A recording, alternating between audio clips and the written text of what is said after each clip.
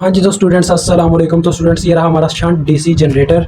ठीक है, shunt DC generator की शेप तो आपको स्टूडेंट्स याद ही होगी। ये हमारी शंट डीसी मोटर की तरह ही होती है, बस इसमें फ़र्क क्या है जी, इसमें फ़र्क ये है कि स्टूडेंट्स वहाँ पे क्या होता है, शायद इतना तो आपको याद होगा कि अपने सेपरेट एक्साइटेड डीसी मोटर और शंट डीसी मोटर में एक चीज़ का फ़र्क था कि वहाँ पे 2 वोल्टेज सोर्स थे वोल्टेज सप्लाई देने के लिए, लेकिन यहाँ पे सिर्फ एक वोल्टेज सोर्स होता है। लेकिन इसमें टोटली ही सिस्टम डिफरेंट हो जाता है। कैसे जी, कि यहाँ पे आर्मेचर देखें स्टूडेंट्स, आर्मेचर सोर्स तो मौजूद है जिसने वोल्टेज देने हैं, लेकिन उसको वोल्टेज देने वाला कोई भी नहीं है, क्योंकि इसमें जब तक टॉर्क इंड्यूस नहीं होगा वोल्टेज सप्लाइड इसको वोल्टेज मिलेंगे ही नहीं, तो लिहाजा आर्मेचर रिएक्शन होगा ही नहीं। तो वो भी हम देखते हैं इसका क्या चक्कर होता है। तो देखो इसने क्या करना चाहिए, करंट आई सप्लाई देनी है, उसके बाद आई एफ इस कॉइल में जाएगी इस वायर के अंदर और लोड करंट आगे चली जाएगी। तो मेन इक्वेशन अगर हम आई ए के लिए लिखना चाहिए, यहाँ पे केसीएल अप्लाई करें इस नोड के ऊपर, नोड 1 के ऊपर, तो हमारे पास बनती है I A is equal to I F plus I L. ठीक है जी। उसके बाद स्टूडेंट्स अगर मैं टर्मिनल वोल्टेज की इक्वेशन लिखना चाहूँ तो वो मेरे पास क्या बनेगी, V T is equal to, देखो ई ए टोटल वोल्टेज है सप्लाई जो हो रहे हैं, और उसके बाद आई ए आर ए, वही इक्वेशन जो हमने प्रीवियस में देखी अपने सेपरेटली एक्साइटेड डीसी मोटर में, ई ए minus I A R A. ठीक है, अब देखो स्टूडेंट्स इसमें और उसमें ये फ़र्क है, अपनी सेपरेटली एक्साइटेड डीसी मोटर और shunt DC separately excited DC generator और शंट डीसी जनरेटर में इस चीज़ का फ़र्क आ जाता है कि वहाँ पे हमें स्टूडेंट्स अपनी कॉइल जिससे हमने फील्ड जनरेट करनी है, यानी कि टॉर्क इंड्यूस करवाना होता था जिस कॉइल के साथ है, उसको हम सेपरेटली तौर पे हमें एक्साइट करने के लिए एक वोल्टेज सोर्स की ज़रूरत होती थी। लेकिन इसमें क्या होता है जी, हम अलहदा से भी इसको सेपरेटली एक्साइट कर सकते हैं। ठीक है जी। तो लिहाजा स्टूडेंट्स इसमें एक ही हमारे पास वोल्टेज सोर्स होता है जो इसको मतलब कि क्या करता है, एक्साइट, इसको भी एक्साइट करता है और आर्मेचर रिएक्शन को वोल्टेज भी ला के देता है अपने आर्मेचर वोल्टेज सोर्स को। ठीक है, तो देखो अभी आप कहोगे कि सर अब तो ये क्या कर रहा है, अब ये वोल्टेज लेगा लोड के तौर पे, तो अब ये वोल्टेज इनको सप्लाई नहीं मिलनी तो ये कैसे चलेंगे, लिहाजा इसमें आ जाता है residual flux. Residual flux students देखो कोई भी जनरेटर है ना, उसके अंदर कुछ ना कुछ रेजिडुअल फ्लक्स पड़ा होता है जिसकी मदद से हम उस जनरेटर को चला सकते हैं। ठीक है, तो ऐसा हरगिज़ नहीं होता कि स्टार्टिंग में अगर E A is equal to zero पर हुआ, यानी कि ये तो हमें पता ही है कि आर्मेचर वोल्टेज भी ज़ीरो है स्टार्टिंग में, 0 वोल्ट, और उसके बाद जो अपनी आर्मेचर करंट है या फील्ड करंट है आई एफ वो भी ज़ीरो होगी। ठीक है, 0 एम्पेयर। तो लिहाजा कि इससे हरगिज़ ये मतलब नहीं है कि हमारा जनरेटर चलेगा ही नहीं। उसके लिए क्या होता है जी, इसके लिए ये चीज़ होती है कि हमारे पास ई ए की इक्वेशन आपको याद होगा बराबर होती है के फाई ओमेगा के। तो लिहाजा हमारी जो कॉइल होती है ना उसके अंदर रेजिडुअल फ्लक्स पड़ा होता है, रेजिडुअल फ्लक्स। ठीक है, तो उसी फ्लक्स की मदद से हमारे पास ई ए इंड्यूस्ड होते हैं, यानी कि वोल्टेज इंड्यूस्ड होते हैं जिससे हमारा जनरेटर चलता है। तो यहाँ पे आ जाएगा रेजिडुअल फ्लक्स। ठीक हो गया।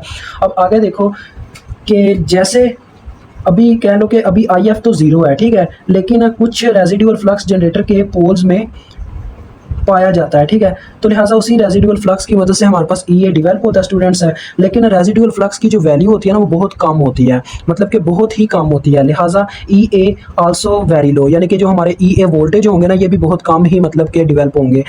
तो देखो आपने ये इक्वेशन तो स्टडी की होगी, I F is equal to, देखो ये बनती भी है यहाँ से, I F is equal to V T over R F. ठीक है, ये equation V T over R F. तो लिहाजा देखो V T over R F तो आ गया। अब हमने यहाँ पे देखा कि E A is equal to K phi omega. ठीक है, के फाई ओमेगा। अब जैसे जैसे रेजिडुअल फ्लक्स इंक्रीज हो रहा है ई ए वोल्टेज इंक्रीज हो रहे हैं, और अगर ई ए वोल्टेज स्टूडेंट्स इंक्रीज होते हैं तो आपको इतना तो पता होगा अपने फील्ड करंट भी इंक्रीज होगी, क्योंकि जब ये वोल्टेज इंक्रीज होंगे तो इसको सप्लाई मिलेगी करंट के तौर पे, और ये करंट हमारे पास पहले से ज़्यादा होगी, तो इससे ये पता चलता है कि हमारी फील्ड करंट इंक्रीज होनी है। उसके बाद देखो आफ्टर सम साइकिल ये क्या होगा जी, अपने पास कुछ साइकिल्स के बाद अपनी जो फील्ड करंट है वो मज़ीद बढ़ती चली जाएगी। तो इसका जो हमारे पास एक ग्राफ बनता है ना वो कुछ यूँ बनता है, देखो एक साइकिल के तौर पे बन जाता है। यहाँ पे हम आर्मेचर वोल्टेज ले लेंगे। ठीक है जी, उसके बाद यहाँ पे हमारे पास आ जाएगा क्या, फील्ड करंट। तो स्टूडेंट्स मैक्सिमम हमने देखने को हमें यही मिला कि जो हमारे पास मैक्सिमम ई ए की वैल्यू हो सकती है वो टर्मिनल वोल्टेज हो सकते हैं वी टी। तो इसकी मैं एक यहाँ पे तह लगा लेता हूँ। तो जो अपने देखो इतना हमको देखने को मिला, ये हमारे पास स्टूडेंट्स इतना ना रेजिडुअल फ्लक्स होता है इतनी हद तक। तो यहाँ से हमारी एक तह चलती है, कुछ यूँ जाती है वो, और दूसरी इसी से नीचे आती है और इस तरह से होती है। ठीक है, अब ये इसको कहा जाता है मैग्नेटाइजेशन कर्व, और ये जो कर्व है ना ये वी टी के लिए है, समझ लो ना मेरी बात को, ये वी टी के लिए है। तो देखो होना क्या है जी, देखो स्टूडेंट्स रेजिडुअल फ्लक्स की वजह से ना, रेजिडुअल फ्लक्स की वजह से इतना हमें मतलब कि इंक्रीज़ मिला है अपने टर्मिनल वोल्टेज में, ये रेजिडुअल फ्लक्स की वजह से इतना इंक्रीज़ आया। इतना इंक्रीज़, ये देखो ना कहाँ से स्टार्ट हो रही है, ये रेजिडुअल फ्लक्स की वजह से है। तो देखो रेजिडुअल फ्लक्स जब इतने वोल्टेज जनरेट करवा सकता है तो लिहाजा ये IF को भी प्रोड्यूस करना स्टार्ट करता है थोड़ी देर बाद।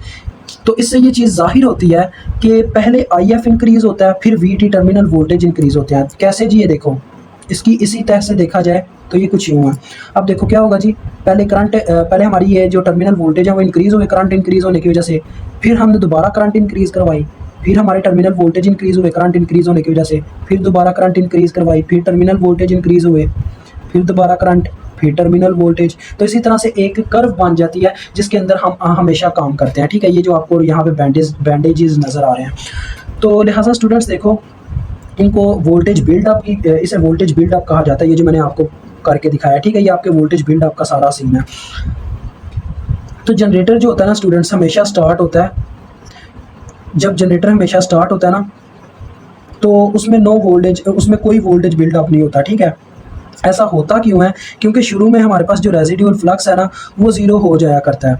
तो EA आपको पता ही है, देखो अगर रेजिडुअल फ्लक्स ज़ीरो हुआ, ये भी ज़ीरो हो चुका हुआ, तो अपने आर्मेचर करंट भी ज़ीरो होगी, और सॉरी आर्मेचर वोल्टेज भी ज़ीरो होंगे, क्योंकि K फाई रेजिडुअल ओमेगा, ये हमने इसका फार्मूला अभी देखने को मिला है। तो EA भी ज़ीरो हो जाएगा। ठीक है, EA भी अगर ज़ीरो हो गया तो इससे हमें ये पता चलेगा कि IF भी ज़ीरो हो जाएगी, क्योंकि IF भी EA के साथ रिलेशन रखती है। ऊपर हम सारा स्टडी करके आए हैं, ये कह लो उसका एक लिहाज से। अब ये कंडीशन हमारे पास आगे देखो स्टूडेंट्स कि अगर रेजिडुअल फ्लक्स ज़ीरो हुआ तो हम फिर उस कंडीशन में क्या करेंगे? तो उसका सोल्यूशन ये है, देखो स्टूडेंट्स, तो इसका हल ये है कि कॉइल वायर को सेपरेट वोल्टेज सोर्स दे दिया जाए। अब देखो ये जो कॉइल है ना, ये जो आपको LF नज़र आ रहा है, अब देखो जब रेजिडुअल फ्लक्स होगा ही नहीं तो उसको कहीं से सप्लाई नहीं मिल रही, हम पता क्या करेंगे, इसको थोड़ी देर के लिए यहाँ से अलग कर लेंगे अपने LF को और एक वोल्टेज सोर्स के साथ कनेक्ट कर देंगे, साथ में RF भी ले लेंगे। ठीक है, यानी इतनी ये पूरी वायर को अलग करके ना इसको सेपरेटली तौर पर एक्साइट कर लेंगे वोल्टेज सोर्स के साथ। तो एक जो इंडक्टर कॉइल होता है ना स्टूडेंट्स, इतना याद रखिएगा, जब कॉइल के अंदर वोल्टेज जब उसको अप्लाई किए जाते हैं, उसके अंदर करंट फ्लो करता है ना, तो उसके लिए उसके अंदर थोड़ी देर के लिए फ्लक्स बचता ही बचता है। तो लिहाजा वही फ्लक्स जब हम उसको उस वोल्टेज सोर्स से निकाल लेंगे, मतलब उसको वोल्टेज सोर्स को हटा देंगे, दोबारा यहाँ पे लाके इस वायर को अटैच करेंगे, तो इस LF के अंदर कुछ ना कुछ फ्लक्स बचा होगा। This flux is called residual flux. तो रेजिडुअल फ्लक्स जीरो होने के बावजूद जब हम उसको एक्साइट करके लाएंगे, फिर से कुछ ना कुछ रेजिडुअल फ्लक्स होगा और यही साइकिल दोबारा चलेगा। तो ये इसका सोल्यूशन है कि आप क्या करो, जब रेजिडुअल फ्लक्स भी आपका जीरो हो चुका हो तो आप उसको सेपरेटली तौर पे एक्साइट करके ले आओ। तो ये जो प्रोसेस है ना, इसको कहते हैं फ्लैशिंग फील्ड। ठीक है, यानी कि फ्लैश मरवा के देख लो, फिर अपने पिक्चर को बेटर बना लिया, ये चीज़ है। तो this is the solution of first problem. Problem क्या थी स्टूडेंट्स के रेजिडुअल फ्लक्स जीरो था, यानी कि जीरो हो चुका हो, तो ये उसका सोल्यूशन है। और दूसरा ये है कि देखो स्टूडेंट्स, अगर और जो दूसरी प्रॉब्लम देखने को मिलती है ना, वो स्टूडेंट्स बस छोटी सी प्रॉब्लम है, टेंशन नहीं लेनी है, आपको पता लगा ना मैग्नेटाइजेशन कर्व है। वो दूसरी प्रॉब्लम ये है स्टूडेंट्स, देखो अब देखो रेजिडुअल फ्लक्स भी यहाँ पे मौजूद है, लेकिन जो अपने ये जो LF कॉइल है ना, इसके अंदर जो अपनी मतलब कि फ्लक्स जनरेट होना ना, कह लो फॉर एग्जांपल वो फाई जनरेट होना है, उसकी जो डायरेक्शन होती है वो रेजिडुअल फ्लक्स के बिल्कुल अपोजिट होती है, यानी कि इन दोनों की डायरेक्शन बिल्कुल अपोजिट होती है, अपोजिट इन डायरेक्शन। ठीक है, तो लिहाजा इस में क्या प्रॉब्लम आता है जी, देखो जब ये अपोजिट इन डायरेक्शन होते हैं तो ये एक दूसरे को कैंसिल करते हैं, कैंसिल आउट यानी कि कुछ ना कुछ इफेक्ट करते हैं, यानी कि कमी ले आते हैं एक दूसरे में। तो इस चीज़ से बचने के लिए हम पता क्या करते हैं, हम या तो अपने आर्मेचर, ये जो आर्मेचर रिएक्शन का वोल्टेज सोर्स है ना, इसको अपोजिट डायरेक्शन में लगा देते हैं, यानी कि माइनस का साइन ऊपर, पॉजिटिव का साइन नीचे, या तो इस कॉइल को ही उल्टा लगा देते हैं। इससे क्या होगा जी स्टूडेंट्स, करंट अपोजिट डायरेक्शन में घूमेगी, तो यहाँ पे जो फ्लक्स जनरेट होगा उसकी अपोजिट डायरेक्शन हो जाएगी, लेकिन जो अपना दूसरा फ्लक्स होगा रेजिडुअल फ्लक्स, उसकी वही डायरेक्शन होगी पहले वाली। तो उससे ये हमें फायदा होगा स्टूडेंट्स, देखो कि हमारे फ्लक्स एक दूसरे को सपोर्ट करेंगे, then our new flux is equal to phi prime कह सकते हैं उसको, वो बराबर होगा फाई प्लस फाई रेजिडुअल, इससे हमारा फ्लक्स इंक्रीज हो जाएगा। तो ये हमें इससे बेनिफिट मिलता है। तो ये हमारी दूसरी प्रॉब्लम का सोल्यूशन है। ठीक है, समझे ना मेरी बात को, यहाँ तो इस सोर्स को उल्टा लगा दो, या अपनी ये जो LF की कॉइल है इसको अपोजिट डायरेक्शन में उल्टा लगा दो।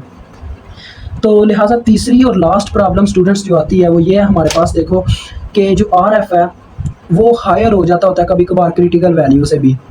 ठीक है, तो उसकी स्टडी रखने के लिए हमें उस प्रॉब्लम से बचने के लिए हमें इस इक्वेशन की तरफ ध्यान रखना पड़ता है कि RF बराबर होता है terminal voltage divided by field current. हमें इस इक्वेशन की तरफ ध्यान रखना पड़ता है, तो यही इसका सोल्यूशन है। तो बस यहाँ पे हमारा ये लेक्चर नंबर 6 कवर होता है। अभी आपसे इजाज़त चाहता हूँ, इंशाल्लाह लेक्चर नंबर 7 की भी जल्द से जल्द वीडियो आएगी। अल्लाह हाफिज़, अस्सलाम वालेकुम।